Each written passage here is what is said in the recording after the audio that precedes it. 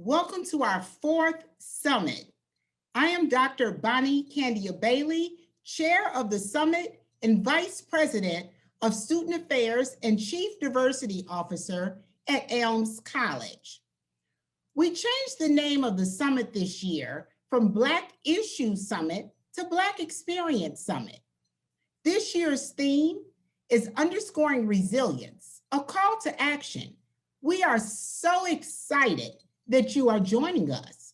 We have an afternoon full of knowledge, testimonies of resilience, encouragement, truth, and strength. As I was reviewing the participant list, my soul got happy. We truly have a diverse group of representation among us today. Participants from the Elms College Board of Trustees, Elms College, Sisters of St. Joseph, parishes, city officials, senator's office, health centers, U.S. Army, colleges and universities within the Western New England area, several colleges and universities from around the U.S., charter schools, high schools, several businesses, Black Greek letter organizations, churches, historically Black colleges and universities from North Carolina, Missouri, and Maryland, retirees, visitors, and alumni of Elms College. Now I have to say thank you. This day would not be possible without the committee. I want to humbly and graciously thank the 2021 Planning Committee that made this summit possible. We had numerous meetings, shared ideas, agreed to disagree, and came together in unity and harmony to make this day happen. The 2021 Black Experience Summit Planning Committee, Amy Doyle, Dr. Joyce Fedor, Dr. Tyra Good, Dr. Joyce Hampton, Charlene Holmes, Dave Legatime, Dr. Damian Murray, Elizabeth Newland, Melinda Rose, and we had two students from our Multicultural Students Collective, MSC, Gabrielle DeSuze Brown, and Nadia French Graham. So thank you to each one of you. Now, as we celebrate this 26th day of greatness and contributions to society as Black people, we have to reflect on the act of being resilient. You may have heard the phrase, pull yourself up by your bootstraps when faced with failure, adversity, and disappointment. This phrase is actually referring to resilience, or the process of adapting in the face of adversity, trauma, tragedy, threats, or significant sources of stress. It can also involve profound personal growth. And you can discover strength from within that you didn't even know you had. Just as Sonia said, not everyone can pull themselves up by their bootstraps. From that, you can assess resilience is a multi-layered and complex concept, especially for Black folks. Just as Sonia extends the bootstrap analogy and acknowledge that no matter how tall the heel on your boot is, the barrier is so high, you still need a small lift. Black people have experienced generations of trauma, systematic racism, oppression, microaggressions, and cultural barriers that often have led to resilience. Also, please remember that for Black folks, resilience looks very different. It can look different when we have taken it to mean something very different in our society. This does not mean we should discard resilience. In fact, I would say that we need to pay a closer attention to resilience. While resilience can be developed, we should consider how some have had no choice but to be resilient. Being resilient is an act of survival, while we also have an opportunity to celebrate the joys across and within our community. I want to encourage you when discussing resilience, we must acknowledge and center the narrative around the history of Blacks. When implementing resilience, we should be careful in how we tell Black people to be resilient. Often the strengths of our Black community are sometimes overlooked. So if they're overlooked, that means that we have to, as a community, despite the risk for negative outcomes, there has to be positive consequences when resilience is overlooked. 2020 presented several challenges and uncertainty for many of us. I'm reminded again about the strengths of my community and how I have shown resilience throughout my life. When considering how I pull myself up by my bootstraps, I also think about taking them off, understanding how they were made, and putting them on once again. I am ready to run. Again, I want to say thank you and welcome. We have an exciting afternoon planned for you. Next, I want to introduce our president of Elms College, Dr. Harry Dumais.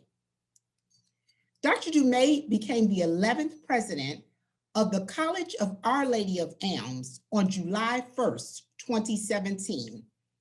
He has served in higher education finance and administrator at senior and executive levels for 19 years. He holds a Ph.D. in higher education administration from Boston College, an MBA from Boston College with a graduate certificate in corporate finance, and a Master's of Arts degree in public administration from Framingham State University. He earned his Bachelor's of Science degree magna cum laude from Lincoln University in Missouri. Prior to assuming the presidency of Elms College, Dr. Dumais was Senior Vice President for Finance and Chief Financial Officer at St. Anselm College from 2012 to 2017. Dr. Dumais formerly served as Chief Financial Officer and Associate Dean at Harvard University's Paulson School of Engineering and Applied Sciences from 2006 to 2012. Associate Dean at Boston College's Graduate School of Social Work from 2002 to 2006, and Director of Finance for Boston University's School of Engineering from 1998 to 2002. In addition, he served as an adjunct faculty member at Boston College for 9 years.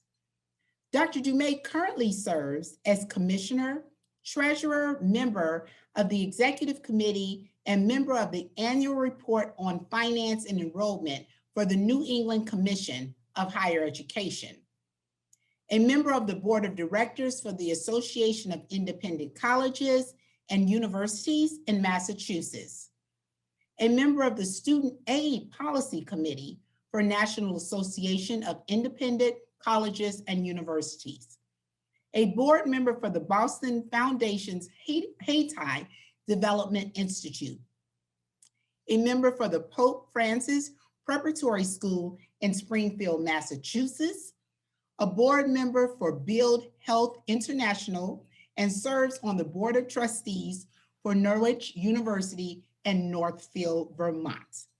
I present to you our fearless and humble leader, Dr. Harry Dumais. Dr. Dumais. Thank you, Bonnie. Thank you for this introduction. Good afternoon and welcome, everyone. Wow. The response to this year's Black Experience Summit has just been wonderful. As of last count this morning, we had close to 350 people registered, and I know that there were some late registrants coming in.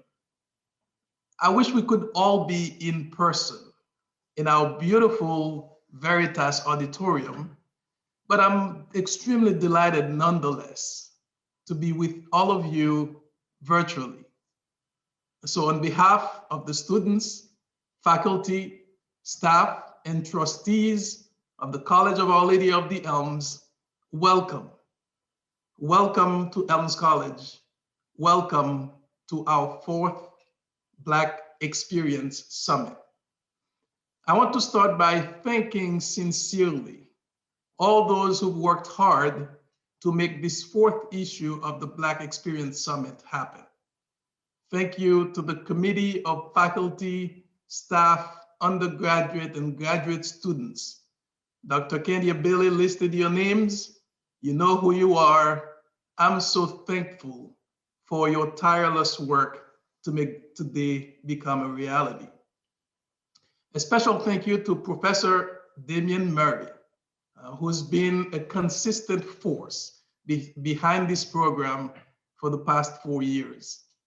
And of course, Dr. Bonnie Candia Bailey, our fearless VP of Student Affairs and Chief Diversity Officer, who took the leadership of this program in her first year at Elms College. Now, Dr. Bailey may have an additional incentive to make sure that today's event comes out right. She knows that her mama will be watching. I'm so thankful for our keynote speaker, Dr. Generett, our panelists, Dr. Dixon, Dr. Lewis, and Mr. Robinson, and our call to action speakers, Mr. Dodds, Sister Melinda, and Dr. Candia Bailey. I truly look forward to hearing your remarks and insights. Thank you for being with the Elms family today to share your talent, your time, and your remarkable talents. As Bonnie mentioned, we have a really diverse and national audience participating in this year's summit. I want to recognize a few of our attendees, starting with my wife, Maggie, who's watching from our home. Thank you, Mag, for your help with my remarks. To the chair of the Elms College Board of Trustees, Ms. Cindy Lyons, who's watching us. Board members, Martha Ross, Nancy McPherson, Sister Jeannie Maitland, and Liz Deneen. President Emerita, Sister Kathleen Keating.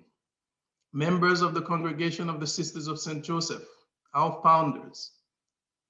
Several fellow college presidents from the area, including President Cook of Springfield Technical Community College, President Cooper from Springfield College, and the chair of the board of Springfield College, Mr. Jim Ross, President Doran from Bay Path, President Royal from Holyoke Community College, and President Solomon Fernandez from Greenfield Community College. The president of the Urban League of Springfield, Mr. Henry Thomas, is also with us. Previous speakers and organizers of this Black Experience Summit from previous years are with us. Welcome, thank you. I want to give a shout out to the group from the Springfield YWCA. With 29 participants, you win the prize for the largest group beside members of the Elms College community. And of course, the wonderful students, faculty, and staff of Elms College. Welcome to everyone, and thank you for being here for this fourth annual Black Experience Summit. Given all that has transpired in our society lately, to paraphrase the French author Voltaire, if the Black Experience Summit did not exist, it would be necessary to invent it. And so this summit gives me an opportunity to contextualize with you some of these recent events. So that's what I'll try to do in the next 20 minutes or so with my remarks, facing racial injustice with truth, love, and actions. My executive assistant, Bevan Peters, is assisting me with the slides, so thank you, Bevan. We have heard lately that the United States is confronting a triple pandemic: COVID-19, economic downturn, and a reckoning with racial injustice. As a sector, higher education is grappling with how to confront that third issue. Many institutions have made statements recognizing that systemic racism exists and that they intend to work for a more just and inclusive community on their campuses. But not everyone believes that our society has a structural problem with race relations. Moreover, many believe that talking about racism is divisive and creates more tension in an already very polarized nation. In choosing to address this topic at this year's Black Experience Summit, we choose to remain true to Elms College's values. Viam Veritatis Elegi is the motto of the college. It means, I choose the way of the truth. And also, as importantly, I believe that Elms College has something to add to the national conversation based on our ongoing efforts for a more inclusive campus and a more just and equitable society. We can speak about this admittedly uncomfortable topic from a position of love, not from one of hostility. Evidently, I bring a particular personal perspective to the topic of racism. I've tried to balance any bias that I have by sourcing my remarks today from well-respected authors in the fields of history, social psychology, and data science. I want to acknowledge them at the outset so that I don't forget to give them proper credit. You can see some of the key authors that have inspired these remarks on the slide. My remarks will be in 3 parts. I'll start with some startling facts about where race relations stand today. Then I will move back in time to talk briefly about some of the historical motivations for racism. I will finish with a more hopeful framework for fighting racial injustice, including what Elms College is doing in that regard. So part 1. The George Floyd murder has ignited an intense conversation about racial injustice in the United States. There have been many stories and analysis about, quote, a racial reckoning in the country, to the point that Washington Post opinion columnist Michelle L. Norris wrote on December 18, 2020, that the phrase has been overused. Yet not everyone agrees with the potential implications for this moment. In October 2020, the Pew Research Center summarized the attitudes as follows, quote, more Black adults now say the country has work to do to address racial inequality. Attitudes of white adults are largely unchanged since 2019, end quote. Decades of research by Harvard social psychologist Mazarin Banaji and her co-researcher Anthony Greenwald have established definitively the existence of race-based implicit bias. The fact that our brain has been trained to make more positive associations with whiteness than Blackness. Yet many still do not believe in structured inequality in American society based on race. According to Robert P. Jones, quote, surveys conducted by Public Religion Research Institute in 2018 found that white Christians, quote, are about 20 percentage points more likely than non-white Christians to disagree with the following statement. And the statement is, generations of slavery and discrimination have created conditions that make it difficult for Blacks to work their way out of the lower class, end quote. This divided view is hard to understand for many who believe that with the election of Barack Obama, the United States has moved to being a post-racial society. One person who did not believe that is Seth Stephens Davidowitz, a Stanford undergraduate and Harvard Ph.D. Mr. Stephen Davidowitz is a contributing writer to the New York Times, a lecturer at the Wharton School, and a former Google data scientist. By analyzing the immense amount of data that Google had obtained on how people behave on the internet, he knew something startling about what many people were thinking as the first Black president was being inaugurated. I quote from his book, Everybody Lies. Quote, on Obama's first election night, when most of the commentary focused on the historic nature of his election, roughly 1 in every 100 Google searches that included the word Obama also included KKK or N-words. On election night, searches and signups for Stormfront, a white nationalist site with surprisingly high popularity in the United States, were more than 10 times higher than normal. He continued, quote, the Google searches also told us that much of what we thought about the location of racism was wrong. Surveys and conventional wisdom placed modern racism predominantly in the South and mostly among Republicans. Google searches helped draw a new map of racism in the United States.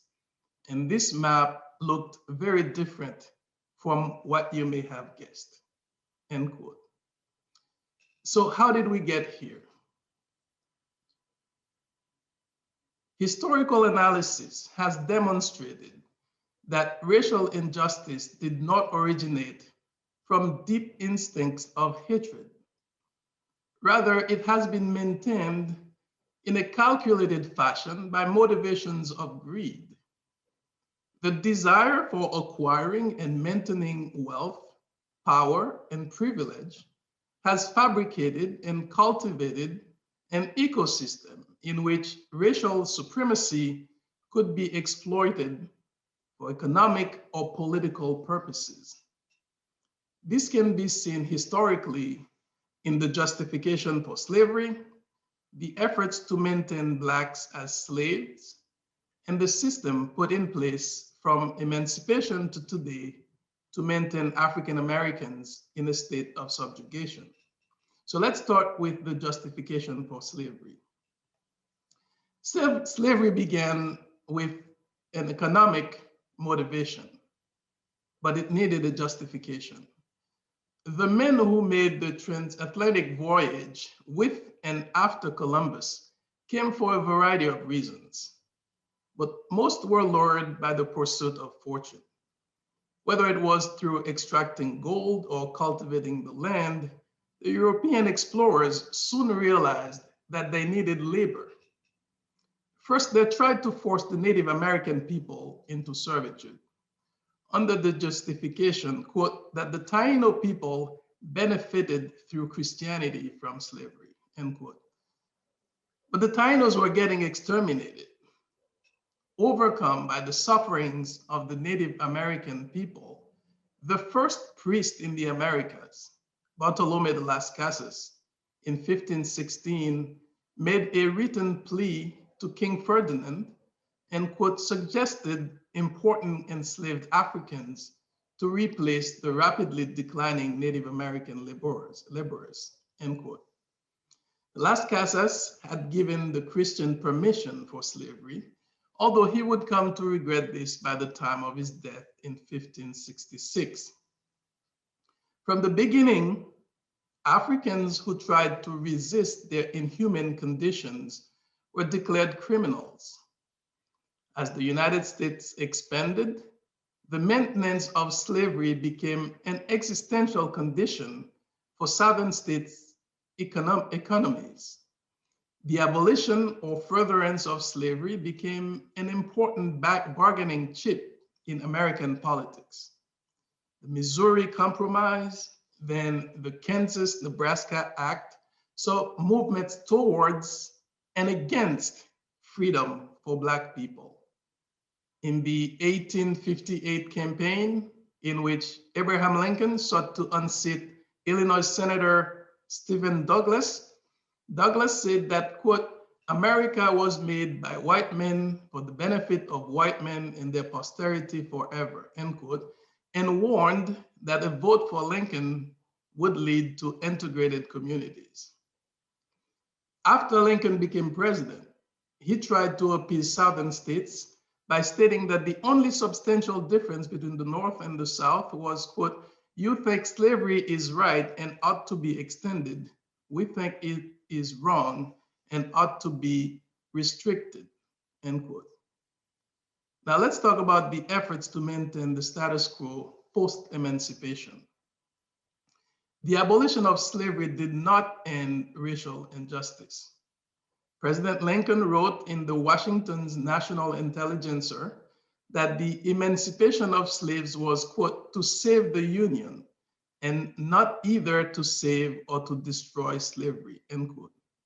The former slaves found themselves in a society in which Southern plantation owners did everything in their power to maintain their labor as close to free as possible. Similarly, Northern lenders and manufacturers who had invested heavily in the institution of slavery were strongly vested in maintaining the status quo. And thus, according to Ibram Kendi, quote, the post-war South became the spitting image of the pre-war South in everything but name. The Black codes forced Blacks into labor contracts, barred their movement, and regulated their family lives, end quote.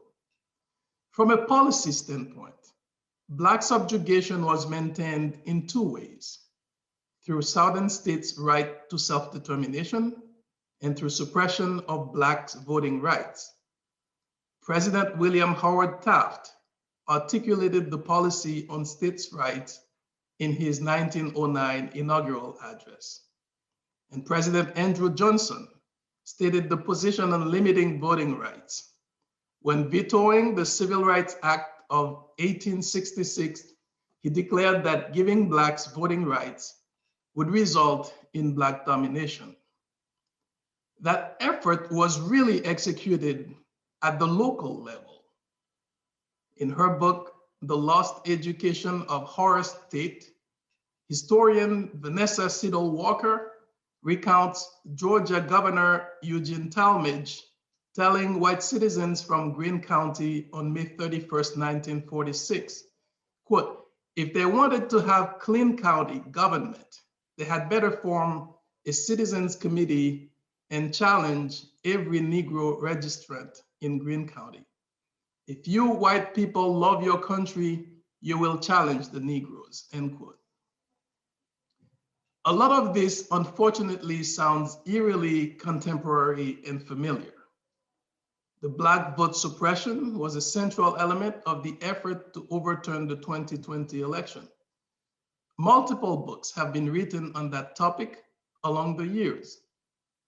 These examples demonstrate, unfortunately, that the struggle to combat systemic racial inequality in the United States is far from over, despite the election of Barack Obama. Now, a more positive outlook. What are we supposed to do with all this information? It is important to face these truths. As an institution of higher education which exists for the pursuit of knowledge and truth. More critically, it is important to face this reality if we want to change it, and thus live up to our ideal of social justice. In his letter from the Birmingham jail, Martin Luther King Jr. rejects, quote, a negative peace, which is the absence of tension, end quote, in favor of, quote, a positive peace, which is the presence of justice, end quote.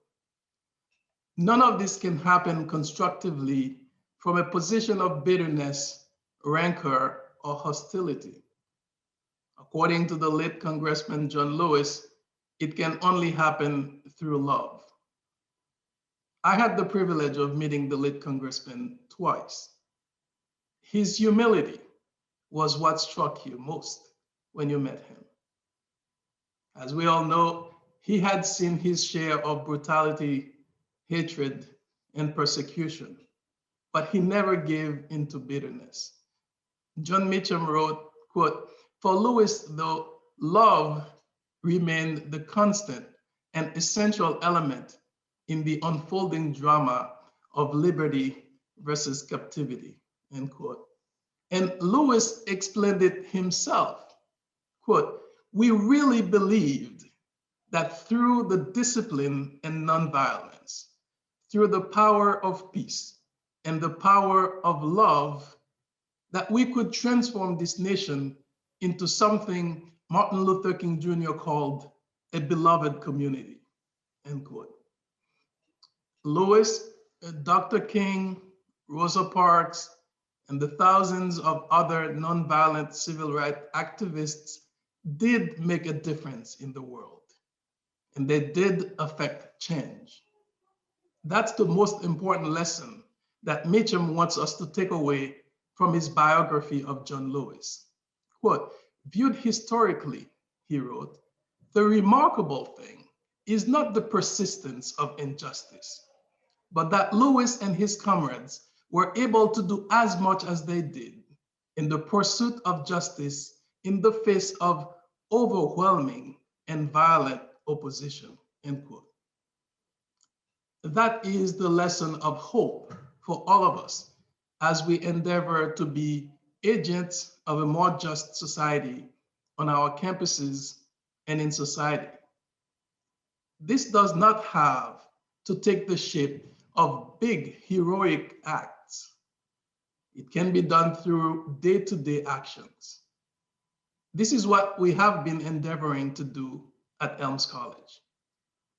We are committed to making progress one step at a time through our statements, in our structure, and through our initiatives. The Sisters of St. Joseph, the founders of Elms College, had a clear goal of social justice through unity, as stated in their ideal of uniting neighbor with neighbor and neighbor with God without distinction. Consistent with that ideal, Elms College is one of few institutions which claim our embrace of diversity in our mission statement. Recent actions taken by the college demonstrate our commitment to work toward equity on our campus. Of course, this annual Black Experience Summit is an illustration. But not every campus, as small as Elms College, has a chief diversity officer. It was important for us to have a cabinet position to ensure that we make real progress on welcoming everyone to our campus and treating all equitably.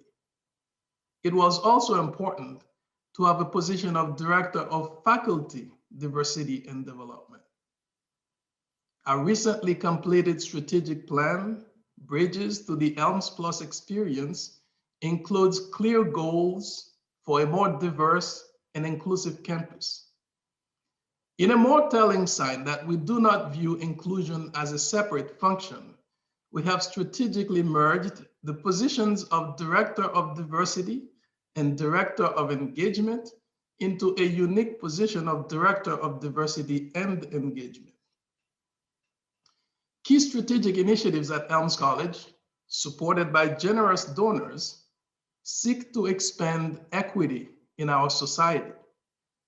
The recently launched Center for Equity in Urban Education aims to increase the pipeline of Black and Brown, well-prepared teachers or school leaders. We're doing that in partnership with the school districts of Springfield, Chicopee, Holyoke, and local charter schools so that they can better tackle some of the well-known issues in our urban schools. And the new St. Augustine Center for Ethics, Religion, and Culture aims to investigate cultural issues such as racial injustice through the prism of ethics and the Catholic intellectual tradition. And now here comes a shameless plug. Watch out for the inaugural Distinguished Lecture in Ethics of the Center on March 24th. The title is Finding God in the Twin Pandemics, theological reflections on the role of the university in the age of COVID-19 and Black Lives Matter. Like our society, we have a long way to go, but we intend to continue to make progress through these initiatives, but more importantly, in the way that we treat each other on a daily basis. Combating racial injustice is not a passive act.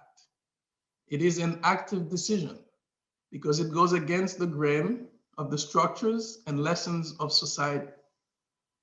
So may today's keynote remarks, panel discussion, and calls to action galvanize all of us in our efforts to be peaceful agents of change.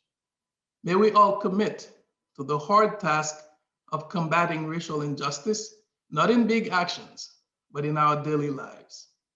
And may we heed the exhortation of Mary McLeod Bethune, daughter of former slaves and the first Black woman appointed advisor to a United States president. She exhorts us to get on about the hard task of making the world a better place for all of us. Thank you all so much for participating in this 4th annual Black Experience Summit. Thank you so much, Dr. Dumais. This is just a snippet of the knowledge and the strength and the power that he brings to Elms on a daily basis. We're having a call to action later on this afternoon, but he started us off just by getting us to start thinking about race relations, historical motivations for racial injustice, and a positive framework of love and concrete actions. So again, we thank you, Dr. Dumais. Now we're going to turn it over to Dr. Tyra Good. Dr. Tyra Good is the faculty director of the Center for Urban Education. And Dr. Good is going to be introducing our keynote speaker, Dr. Generett. So I'm going to turn it over to Dr. Good, and followed by our keynote speaker, Dr. Generett. We will have an opportunity for you to become engaged because we're going to have a Q&A session. So Dr. Good. Thank you, Dr. Kendia Bailey, and thank you, Dr. Dumais, for framing the Black Experience Summit. Hello, everyone. I am Tyra Good, and I have the distinct honor of introducing our keynote speaker, Dr. Gretchen Givens Generett. Dr. Generett is interim dean and professor in the School of Education at Duquesne University in Pittsburgh, PA. She is also the Noble J. Dick Endowed Chair in Community Outreach. Dr. Generett is a qualitative researcher whose research centers stories that have been rendered invisible. Her scholarship intermingles traditional sociology of education, African American studies, and feminist studies with more progressive concepts of justice that examines agency, empowerment, and action. In her teaching, Dr. Generett offers stories as a place of students to recast their individual stories to form a collective narrative that can be used as a catalyst for transformation. Her research and teaching suggest reflective and interactive storytelling serve as a function in uncovering and recovering our individual and collective stories so that we can be intentional in our efforts to dismantle systemic inequities. Following Dr. Generett's keynote, we will have a brief question and answer period. So as things begin to resonate with you throughout her speech, we encourage you to begin typing your questions and answers in the box at the bottom of your screen so we can transition directly into that portion to get your questions answered. So it is, again, my honor to welcome my mentor, my colleague, most importantly, my friend, as she has paved the way for me in so many different ways in higher ed. Please welcome Dr. Gretchen Generett as she presents Stories of Equity and Excellence, Deconstructing Complex Educational Narratives for Justice. Thank you.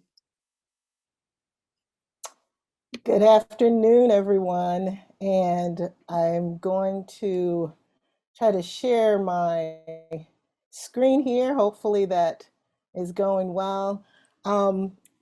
Thank you, Dr. Good, my friend Tyra, for that very kind and generous introduction.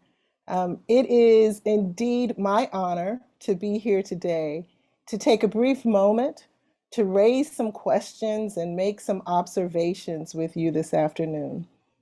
Before I do that, I'd like to thank Elms College for this invitation, to the committee, to Dr. Dumais, to everyone who put forth tremendous efforts in planning to have us here gathered today to think critically about these important issues and to fellowship, even though we are virtual, over this time this afternoon. As Dr. Good said, the title of my talk is Stories of Equity and Excellence, Deconstructing Complex Educational Narratives for Justice. I have spent the better part of my career trying to understand my own relationship to formal education and the relationship Black students, teachers, and educational leaders have to educational systems in this country. There have been many questions throughout the years that have and continue to perplex me. The two questions that I'm currently working to address are, one, how do we cultivate systemic processes for uncovering and recovering the stories of assets in communities that in turn inform the research we do and the actions we take? And two, the second one, which is what I'll be focusing on in my talk today, is what is the role of stories in creating an ecological model of change that brings together educational stakeholders to work with and for underserved communities across boundaries and disciplines on issues of equity in education at all levels. Dr. Dumais provided an outstanding overview of the statistics, and some of them are quite frightening, but he left us with a sense of hope. And what I want you to do today is I want to take this opportunity to look more closely at what we are doing individually and personally in our spaces, to look at the stories that shape our personal experiences, beliefs, attitudes, and values. And in doing that, I want to connect those thoughts with my most recent work. And that most recent work is on the stories that we tell about our own educational experiences, and then how those stories impact students that we are looking to support. So in my time with you today, and I won't take too much time because I really want us to have a conversation, I will talk a little bit about some of those stories, and I look forward to hearing what the questions you may have, and what stories about education bubble up for you during our time together. So let me tell you a little bit more about myself than what Tyra gave in that introduction. So that's like the professional side. That's what I had to send in, right?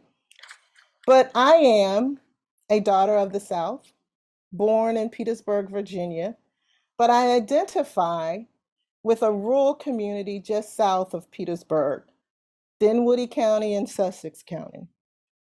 My parents were young when they had me, and I had the benefit of hearing many family stories as I lived intergenerationally between homes. The stories that I heard frame my life, and other stories that I've heard over and over again. And I can tell that I'm aging because now I hear myself telling the stories over and over again. Some of you may be able to relate with that. So these stories tell me who I am, where I come from, and what is expected of me. There are family stories of generosity and love, hard work and perseverance. There are also family stories of regret and of people to fear. Stories are a central part of how I understand myself and how I stay connected to the multiple generations who raised me. Brill in 2008 reminds me that sharing stories and experiences is a way of relating to and informing one another. Dyson and Ganesh write that, and I quote, "The storytelling self is a social self who declares and shapes important relationships through the mediating power of words." Reflecting back, I realized that the stories I heard were filled with theory. And as Bell Hooks writes, theory saved my life.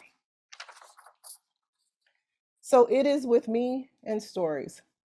My earliest teachers were African American women, Black women, colored women, Negro women. They were called all of that during their lifetimes. But I called them grandma and auntie. And I want to share a picture here with you. They were powerful storytellers. And this is a picture of my grandma. She's there on the far left, and her sisters, Aunt Chris and Aunt Evelyn. In this picture, they were in their 80s and 90s. And while they're no longer physically with me, their spirit continues to sit with me throughout all of my professional endeavors. When they told stories, I can remember being with them, trying my best to be invisible so I could hear all the juicy parts. These stories were often told just amongst them as they worked snapping beans, cleaning fish, and shucking corn. I knew to be quiet and out of sight, even if I was helping them. At the core of their stories were their relationship with each other, their families, the community, and God. Indeed, as they talked about their lives and the lives of those around them, spirituality was a central theme in how they communicated, or, as Joy James would argue, how they theorized. Connecting African storytelling traditions to philosophy and theory, Joy James writes, storytelling, theorizing in proverbs, dedicated and responsive to the community, is essential for living thinkers. This is the medium of communication that binds the individual to the communal. It is perhaps the most effective means of instruction in theory. Miracle succinctly states the relationship, quote, "There is a story in every line of theory. Philosophizing and theorizing and autobiographical storytelling are practices in which we live our thoughts and recount our lives reflecting this." The stories that my grandmother and her sisters shared were filled with analysis and provided a window into their lives that were not easy. After all, they were Black women born in rural Virginia in the early 20th century. They all married young and had children. Only one of them completed high school. They worked on family farms and struggled to make ends meet. Yet in my world, they were wise and beautiful, strong and powerful, and I felt safe in their presence. The benefit of growing up in an intergenerational household surrounded by family stories has meant that I have a strong sense of belonging to that small rural community and the people who live there. I do not recall many of the specific details of their stories, and I've come to realize that the details are not what's that important. The most impactful aspect of the storytelling included spending time with them, the themes in the telling, and the modeling of those themes. And two of those themes were hard work and perseverance. Evidence of the impact of the stories that they told can be found in their children and grandchildren. For example, my grandmother had 10 children of her own. That's right, 10. All of whom attended college, several of whom went on to graduate school. And alongside her stories, farm work, segregated schools they attended, and the dedicated community educator in those buildings who prepared her children and helped prepare her children to face the predominantly white educational context that they matriculated to as professionals, Grandma made sure that they were safe.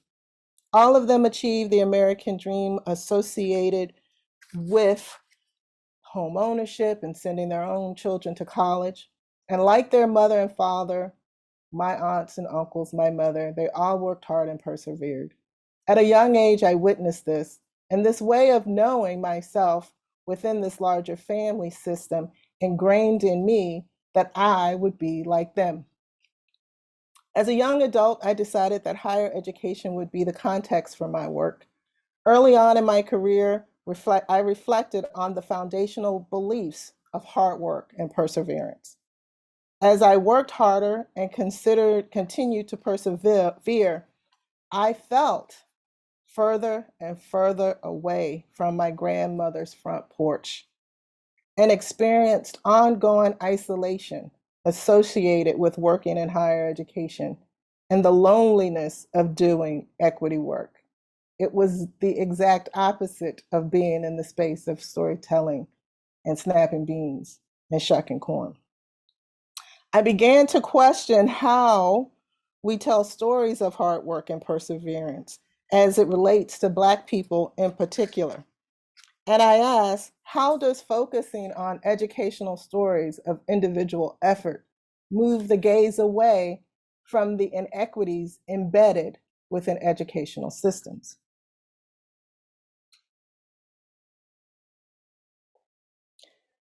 So, as a good researcher, I decided to do some research on this.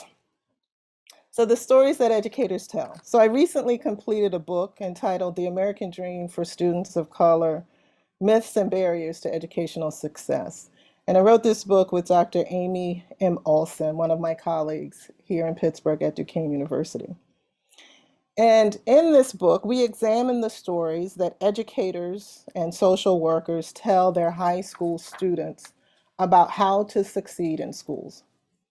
The educators, social workers we interviewed are self-described advocates for social justice in their school buildings and districts, and each of them would raise their hands as advocates for their students and the under-resourced, underserved communities that they serve. So Amy and I, interested in how to better prepare educational leaders and classroom teachers to work for equity and justice, wanted to know how these educators became fierce advocates for their students. So we asked them. We asked them how they learned to be courageous and how they remained courageous in contexts that made it extraordinarily challenging to do so. Specifically, we asked how stories shaped their professional selves and how those stories propelled them to work for more equitable spaces. We imagined that they would tell us stories about how they prepared their students to better understand how inequity works, that they would tell them about how systems had created the conditions for their economic disenfranchisement in their communities, for their schools to be underfunded and under-resourced, and for them to have less access to healthcare. What we learned about the stories that these conscious, thoughtful, and intentional educators told made us pause. Like educators who did not self-identify as advocates for justice, these equity-minded educators told stories about hard work and perseverance. Instead of interrogating systems and the inequities that they produce, these educators told their students to just work hard and to persevere. And like educators who did not self-identify as advocates for justice, these educators told meritocracy stories that put the weight of equity and excellence squarely on the shoulders of their students and the students' communities. We heard Pull Yourself Up by Bootstrap stories, stories that centered hyper-individualism and competition, but told nothing to students about how systems perpetuated their disenfranchisement. And we heard these stories being told in the form of psychological language such as grit and growth mindsets. Their stories did not tell the complexity of the reality their students' lives represented. When we asked these educators and their students about success in schools, the students, not surprisingly, picked up the stories as their own and believed in and were acting out what their educators told them would happen if they worked hard. One critical takeaway from these students was to do and be better than the people in their community. And so why does this matter in a conversation about change, equity, and justice at a summit where we're talking about resilience? I want to talk a little bit about meritocracy and how it's embedded in educational stories that we tell. So what is meritocracy? As a master narrative, the tenets of meritocracy are broadly defined as the beliefs that those who are successful have earned it through hard work and perseverance and application of their individual talent. Thus, those who benefit in a meritocratic system believe that they have earned whatever rewards they've come to possess. And this is important because the American meritocratic myth does not define what constitutes that merit.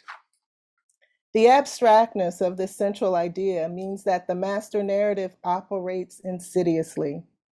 Individuals must rely on their own unique context to determine what is worthy of merit. But to the extent that they see themselves as successful, their stories will reflect having earned that success through their own individual effort. And so when Amy and I share our findings with our students, and our students are soon to be educational leaders and current teachers, many have a hard time reconciling that hard work and perseverance alone won't save them or their students. After all, we are only in charge of ourselves, and we can only control ourselves. And so it's important to understand that this mental model, this worldview alone won't get us to equity. Edwin M. Denning is credited with the saying, and I quote, "Systems are perfectly designed to get the results that they get," which is a reminder that you can work hard and you can persevere and you can still not make a livable wage or finish college, or that you can work hard and persevere and succeed and still not be happy, because part of being successful, at least in the stories that the teachers we interviewed told, would mean that their students would necessarily have to leave their communities for better opportunities. And so success rarely offers stories of how their students can be successful and stay in or connected to their own community. And therein lies the need to reframe the stories we tell. I was not surprised that the master narrative of meritocracy has the power that it does, and that meritocracy and individual competition, hard work, and perseverance are centered in schools. I have 2 children. One is in his first year in college and one is an 8th grader. I see every day how they are told to have more grit and a growth mindset without interrogating systems that are not invested in culturally relevant practices or materials. And I want to be clear here that the stories of grit and growth mindset alone come at a huge cost. First, I know that few people are actually reach the types of success that are told as they are normalized in meritocratic narratives.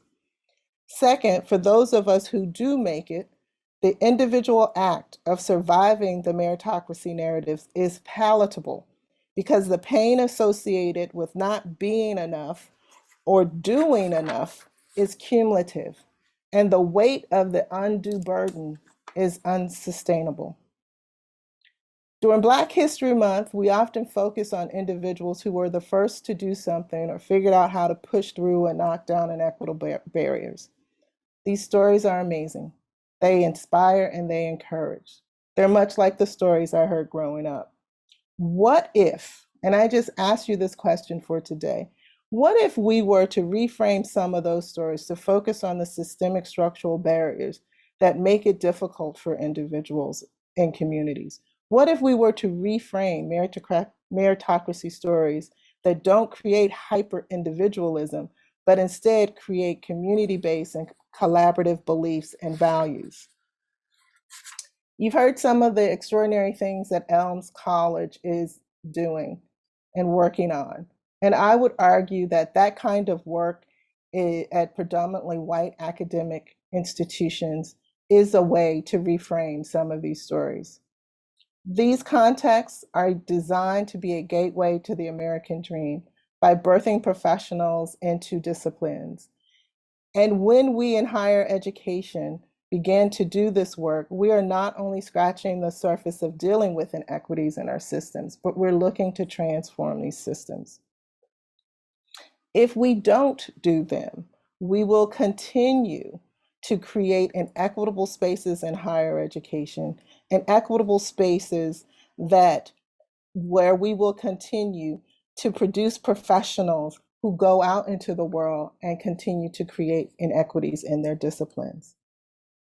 So what are the stories being told in your context? Do these stories mirror the ones being told by the K through 12 educators and social workers in my research? I want to be clear with you about these questions as I bubble them up and raise them for discussion. I want you to be clear that I absolutely value the role of hard work and effort as an important aspect of success. And similarly, I absolutely value strategic use of talent. And I am tremendously grateful for the educators in our study and all that they are doing to improve the lives of their students.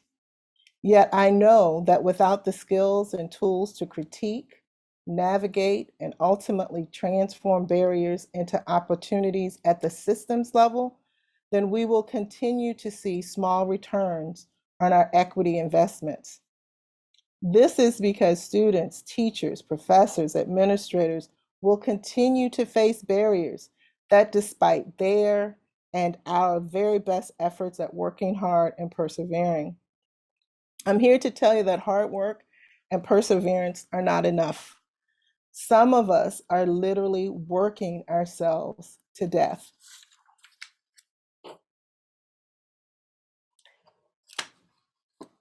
So in closing, I want you to think about a quote from Toni Morrison. The late, great Toni Morrison said, "If there's a book you want to read, but it hasn't been written yet, you must be the one to write it." And so it is with storytelling. Few would argue that we live during a time in history where the educational opportunities available to young people are not extraordinarily inequitable. The statistics pre-COVID support this statement, and we have yet to fully comprehend how COVID has exacerbated these inequities. In search of ways to move future educators and educational leaders away from hyper-individualism and competition narratives, Amy and I, my co-author and I, turned to Kevin Kumashiro's work. Kumashiro argues that in order to challenge what we understand as common sense in schools, we must first reframe our understanding of education. I believe that reframing begins by telling stories that develop a critical consciousness that disrupt prescriptive responses. Critical consciousness points to how historically oppressed people interpret and respond to oppressive forces in their context. Dialogical practices that support personal reflection in connection with shared lived experiences allow people to understand how their lives are impacted by social structures.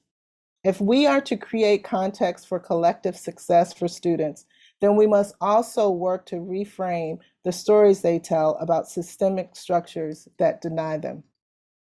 Such change can happen only if we move away from narratives that honor individuals for rising above the system in favor of exploring how communities and groups transform oppressive educational systems. Perhaps we need to support educators' moral courage if we are to support them in confronting the familiar narratives of individual meritocracy that pervade schools.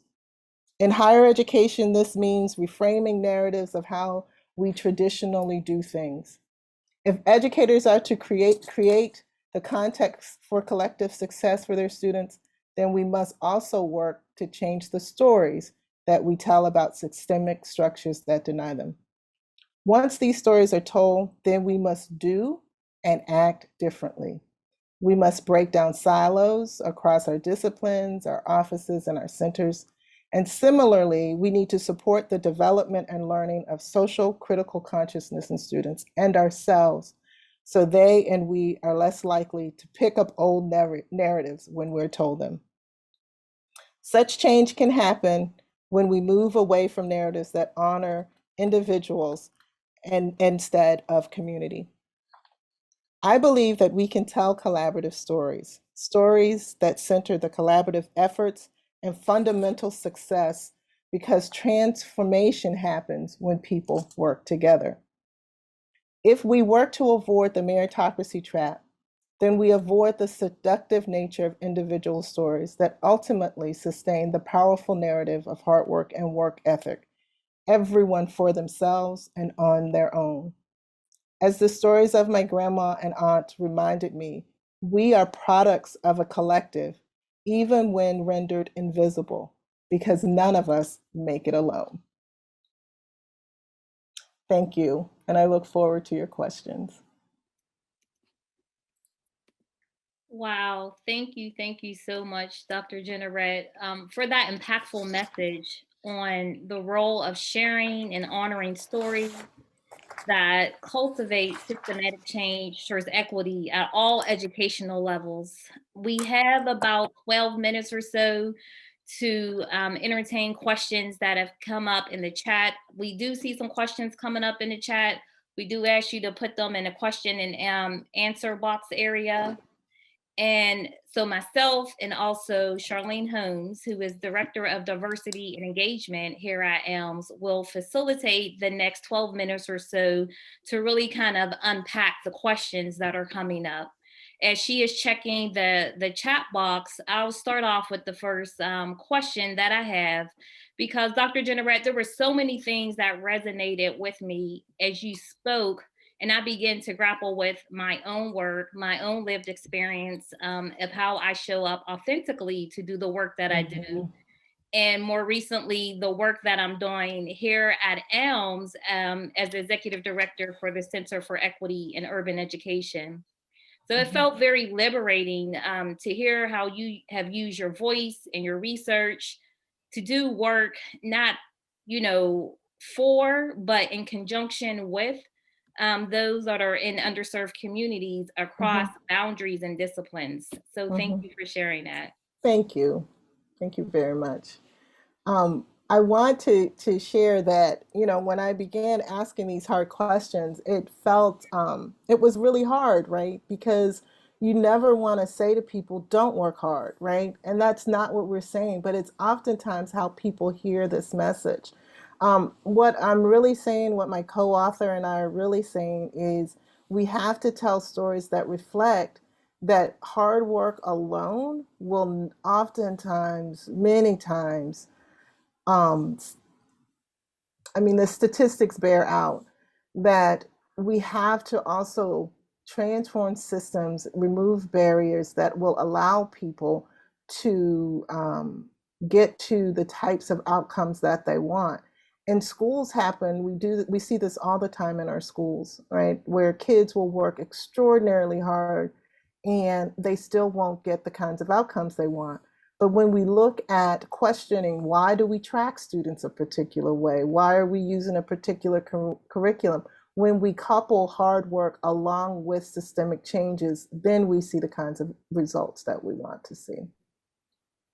Thank you. And I think that was also a comment that came up within the questions about pulling yourself up by your own bootstraps. How do you, look at individuality, to look at collectiveness of moving forward? And so you talked about, in your talk, growing up in a rural Virginia area, right? And so intergenerational household where you were able to glean from the wisdom and knowledge of your great grandparents, your aunts, your uncles, and really hear the stories of how they survived the unjust treatment from systems that really devalued them and didn't even see them visible. They didn't even recognize them in that space. And how that work have impacted the work that you're doing now over the past 25 years in your career field. And specifically looking at in-service and pre-service teachers as they come into this work. And so we know that, from the attendees that registered, everyone is not specifically within higher ed or a faculty member within the education department. So we have the healthcare sector, the business sector. How would you translate your work and thoughts and your research to those who do not work directly within those educational ecosystems, right? Other industries? Right. So I think it's really important. I think the bootstrap metaphor is one that a lot of us can relate to.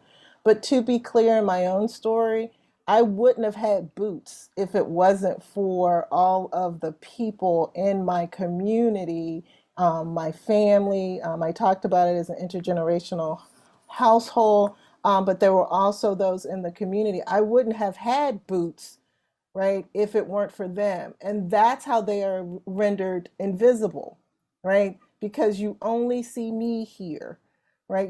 If I didn't bring them into this space to talk about it, you would think somehow I had done something so extraordinary, so amazing and wonderful, when in actuality, were it not for their efforts as well, I wouldn't be here. And so when we just look at my accomplishment, right, it takes me away from this larger and greater community. And so I think we can all tell that story.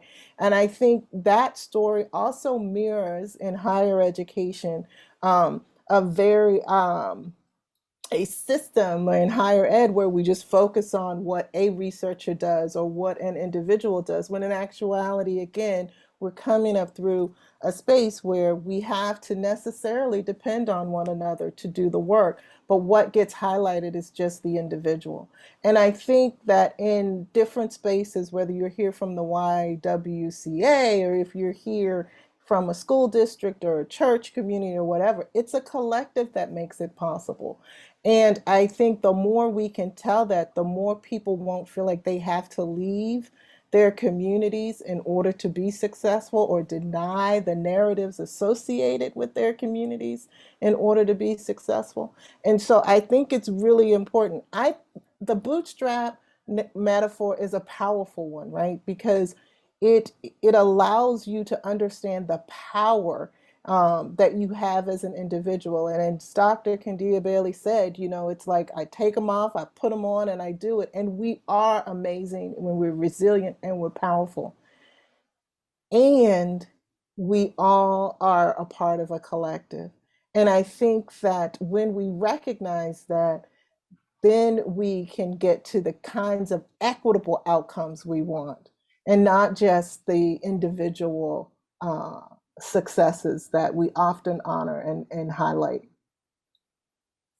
Thank you. And thinking about highlighting, like you did highlight the voice of Toni Morrison, and thinking about, if the story, if in reading a book, if you don't see it, then you actually need to write that story. Mm-hmm. And it brought to mind to me another quote by the late great Toni Morrison, and thinking about stories and narratives. Mm-hmm. But she said, "We die, that may be the meaning of life, but we do language, and that may be the measure of our lives." Mm-hmm. And so when I think about that language, I think about the thread of storytelling, Mm-hmm. and leaving that impact here on earth. Right. Yes. Yeah, I think that's important. And I'm looking at a question here. I think this is Jan Morrissey. I think it's connected to what you're asking about language when she says, how do we begin to generate the hope built in community when students feel isolated and insecure at the edge of finding themselves, right?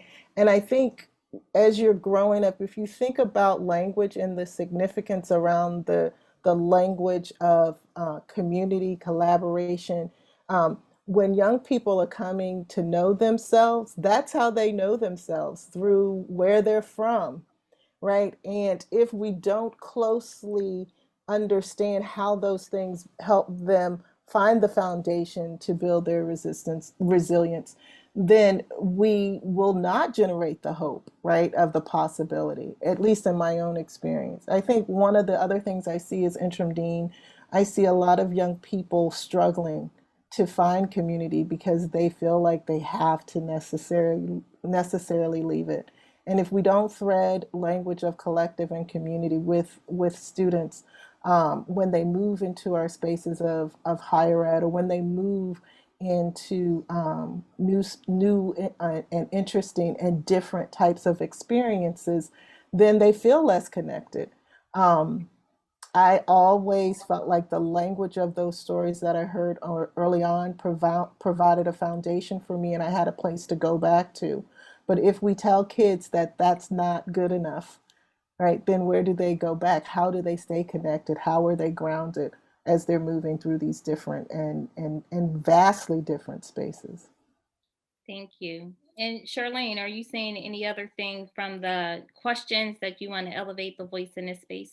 Yes, so there's just to stay in lieu of stories and talking about our young people, Jasmine Hall asks, how can we question fictional stories like heroic narratives and how they can be integrated as the way they promote myths of hyper-individualism or getting ahead only through hard work? Yeah, I think that's an excellent question. I think it's really interesting. You know, unfortunately, when we look at the heroic narrative in the US context, most of them are white, they're male, you know, they're elite. And so I think necessarily we already have a setup and a design and a way of telling story that moves people away from community. So, Jasmine, I want to thank you for that question.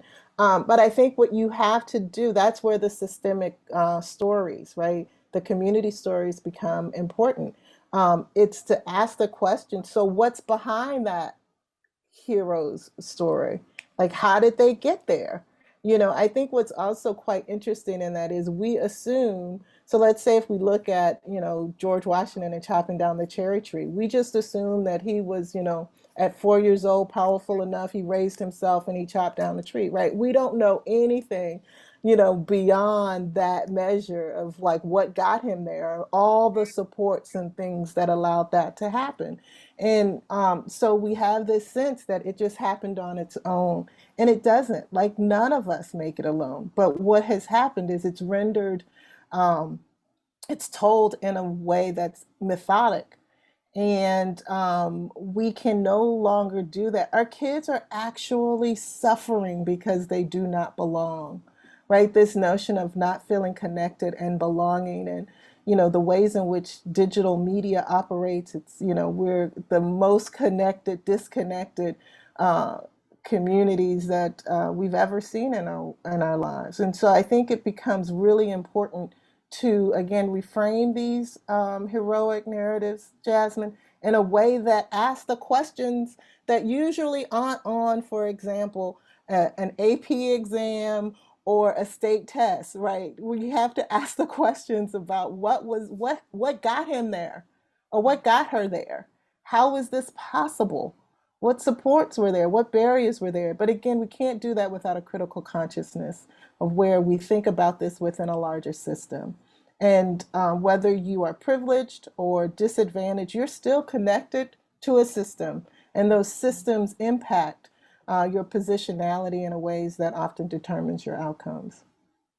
Thank you, Dr. Generett. I mean, you are amazing. Your research is amazing. All of these questions are wonderful questions, and we won't get to all of them, but I do want to move into this one. In education, this is Mark LaRose, and excuse me if I pronounce anyone's name wrong. In education, the term equity lends itself to the principle of fairness, but we know that inequities occur when biased or unfair policies contribute to the low educational performance of our minority males. So what would you advise college students who are interested in becoming educators to look for when they get hired within the K-12 Title I school system? Wow. So I'm hoping, so when you say, Mark, and I know I can't clarify, so when you're asking what to look for, are you talking specifically what to look for systemically, or are you talking about what to look for around these individual narratives? I want to make sure I'm answering your question in the way in which you attended. But what I would first say is for those looking to go into the space, to go and to be authentic, to allow the stories, you know, meeting students where they are is critical, right? And to helping them understand how they are uniquely positioned to contribute to this world. And we do that by honoring their stories and to demonstrate how their story can be used to help them learn. And I think that when you talk about fairness and equities, Mark, that is really important. That's when I talk about how do you teach people the skills and the tools and strategies that they need to tell this more complex story. right? And I think that that piece is what allows people to distinguish between fair and equity, right? To distinguish between individual effort and systemic barriers. And so I would say that you can show up authentically by allowing your students to also show up authentically, to using the curriculum to enhance their knowledge and not to be a barrier to their knowledge. So I'm hoping I'm answering your question, but what I would say is to not try to simplify the lives that these kids are living, right? The lives that our students in any of these spaces are living. I am, like I said, I'm currently an interim dean, and there's nothing simplistic about what students are experiencing right now, whether you're in higher ed, K through 12. And so the more we try to distill it down into, oh, just work hard through this, the more we're going to create barriers for them, because we're not dealing with the realities of all the things that they're experiencing in this moment. And we're missing the teachable moment that the time that the present provides for us. Thank you so much, Dr. Generett. And just to give you, Mark responded and he was asking for systemically, right? He wanted to. So I think you addressed some of that. There are some specific things if you want to take a moment, but it's totally up to you. Yeah, so I would say specifically, Mark, find your peer colleagues who are looking to do similar work. Find your own community. You know, as I said, one of the things that's a problematic about the hyper individualism and the competition is that it presents a very lonely prospect for yourself when you're in these systems. And so what I would encourage you to do is to find like-minded folks in your space who are looking to learn and to be continuous learners around equity, and to begin to study and learn together about your specific context and the specificity that you're dealing with the students that you're looking to serve, but then also do the work to help understand how the larger national context, the statewide context, is impacting your specific space. And so the learning is ongoing, right? Like, it's continuous learning, whether you're the teacher or the administrator. But what I would encourage you to do would be to find your own support systems first. You know that saying on the airplane that says you don't put the mask on someone else, put it on yourself first. So I would say do that work for yourself in a way that will allow you to support the learning that your students will need. And in doing and creating a team, right, then you can create a strategy and a plan for how you will go about doing equity work in that space. And it's important to have a plan because you want to make data-driven decisions about whether or not your plan is working, right? And so align your plan with real specific outcomes about what you want to see being done and achieved for students in this space, for all students in that space, and then look to determine how successful you are. And Mark, when you don't get some of the outcomes that you're aspiring to get, don't give up. What I would say, this is hard work. It's ongoing work. I would say don't give up. I would say put the boots back on, strap them back on, and get to work. But do it in a way that you know that the system is also being challenged and transformed. And it's not just you alone doing that, because doing it alone is not sustainable. Thank you. So, Dr. Good, are we looking at the time? It seems like we only have one more question. Okay, go ahead. With a brief answer. So I figured we could maybe switch gears a little bit. This is West Deshano.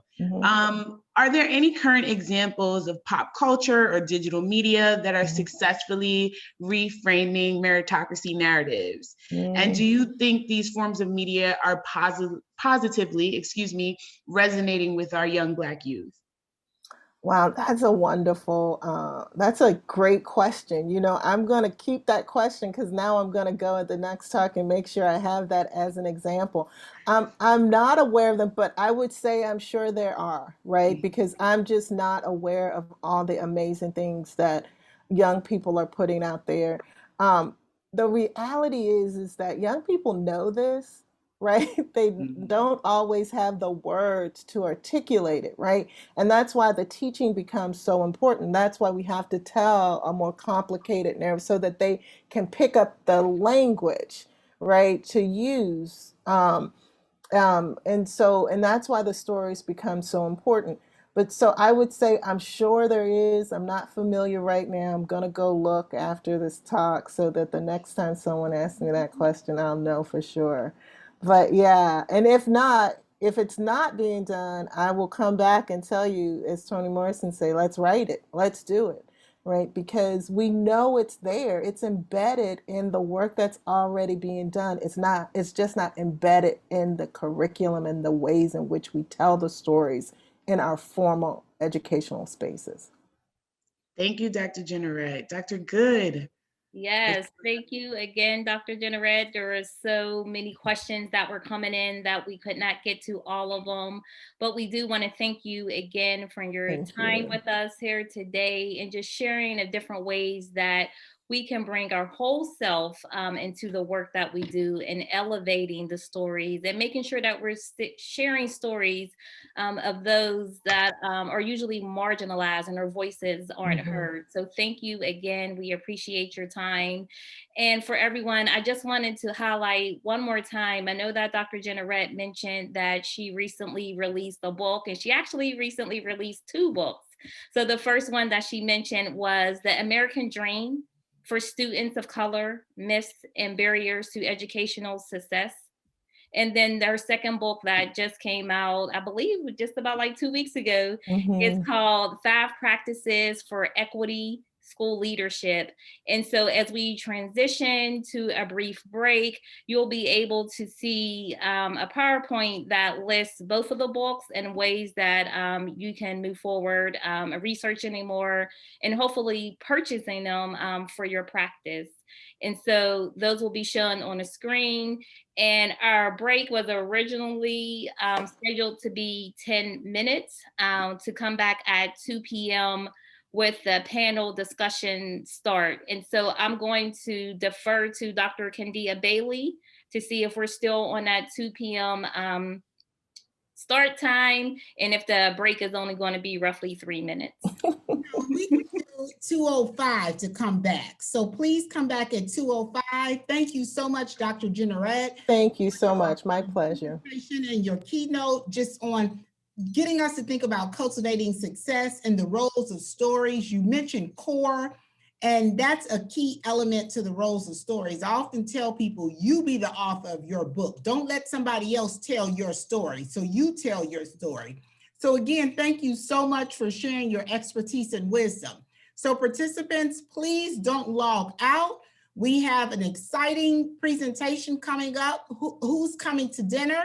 By 3 of our phenomenal panelists. So you can feel free to mute, well, everybody's muted already. See you all at 2:05 sharp Eastern time. Thank you.